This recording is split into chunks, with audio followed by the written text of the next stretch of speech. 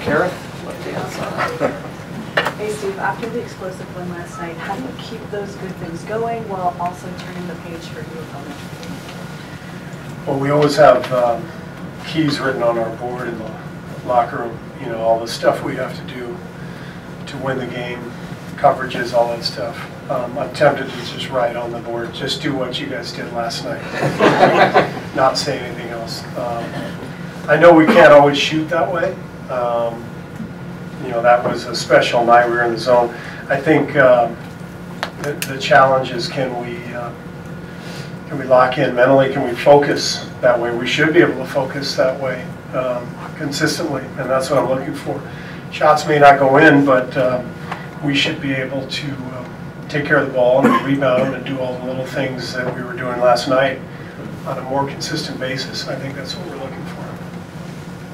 Steve, given how well you know Alvin, what sort of inside perspective did you give to you about DeMarcus when you guys were talking about signing him? We talked a little bit. He told me he enjoyed coaching him, that they got along well, and that you know, I wouldn't have any problem with him. And you know, I know Alvin awfully well, and you know, I know he would, you know, he would be open with me on everything, and so we had some couple good conversations, and it was very helpful in terms of my approach when we did sign DeMarcus. When you were the Bulls, you got used to all the hubbub around the team, and it happens with all winning franchises. People are looking for stories other than the obvious. Right now, ESPN, others have come up with stuff both on DeMarcus and Kevin, and it seems to be the steady drum beat. Does anybody, you and anybody inside the locker room, acknowledge this? I'm not even sure what you're referring to, but you know, our guys see a lot of stuff, and so do I. I mean,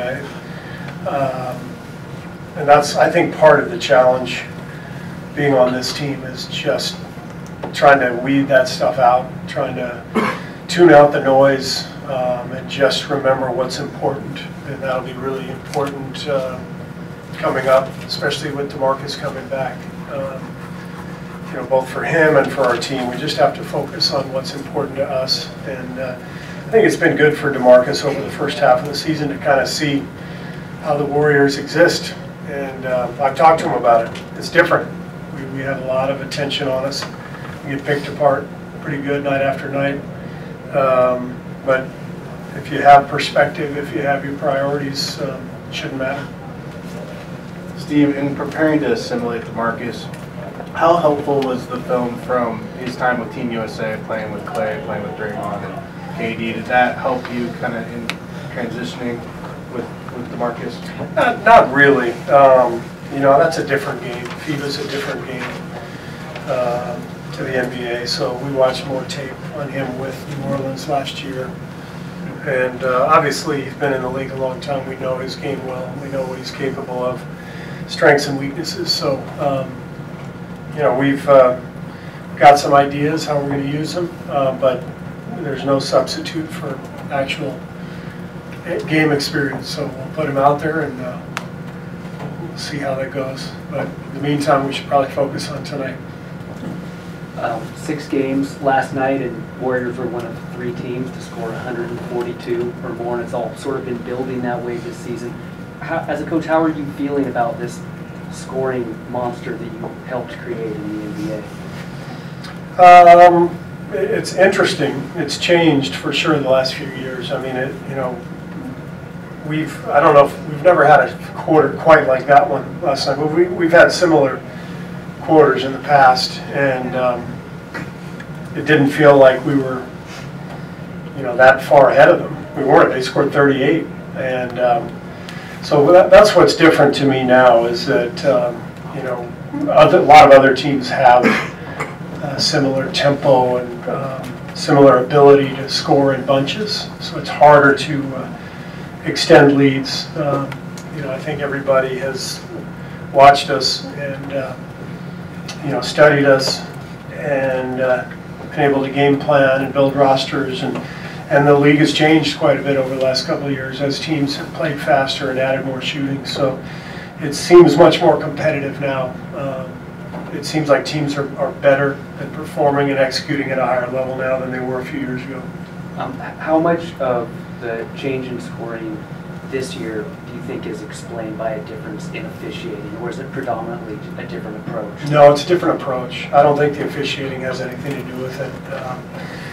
I think it's just a trend league-wide that's been building to shoot more threes, to play faster.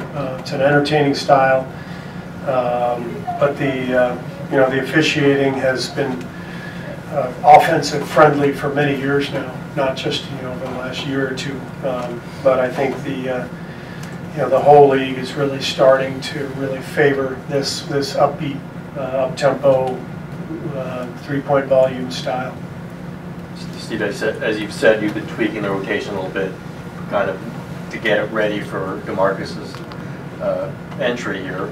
Are you pretty much nailed down with it? I mean, do you just drop him in right now, or is there still some tweaks to it? You'd like him to start, get him out with about 6, and then start the second and fourth. Is that generally what you're going to do? Honestly, we haven't mapped it out. All I've said is I'll start him, and from there we'll see. I mean, it's going to take him some time to get a rhythm and all that stuff. But again, I'd rather focus on tonight. He's not playing tonight, and we got a game against a really good team, and a team that's coming in here playing well. So we got to lock in on tonight. Sorry about that. Sorry. Coach, you've been playing really good basketball recently, and you mentioned earlier that your team was having problems putting a full 48 minutes together. It seems like you've been doing that a lot. I'm just wondering if announcing the date of the return of DeMarcus kind of helped focus this group. I know when he gets back it's going to be the focus, but I was wondering if when you announced that date you saw anything for your team kind of galvanized. Not really. I don't think so. I just think we're playing well. I think the schedule's helped, and we lost some games at home that kind of angered our guys, and I think they've kind of refocused, and we're in a good place right now. But it's a long season, and most seasons are like this. You got some ups and some downs, and we're on a good trend right now, and we got to weather the next storm that's inevitably coming. Steve, one last thought, just related to what Art was saying. You were talking about how you dealt with all the nonsense and noise in Chicago. And I'm curious, I don't know if you want to talk about this, but you have been around this game for so long in the spotlight, either as a coach, a player, whatever. How do you handle day-to-day, just taking a breath, focusing, keeping yourself sane when so much is going on around you? I'm just curious how you do that and where you learned that. Is it just a matter of time or what? I think you just live your life. You just. I did have good mentors. Phil Jackson and Greg Popovich.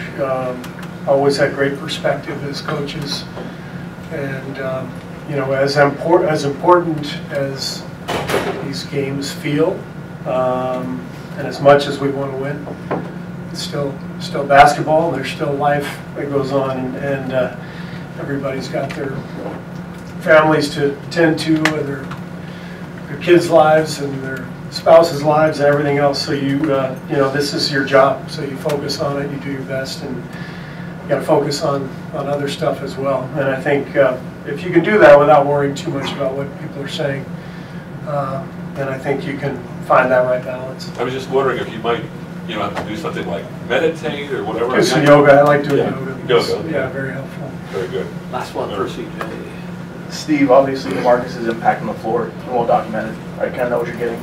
But what have you seen from him, off the court as a teammate, as a player, coach? Maybe it's something that's been different from the outside perception of him.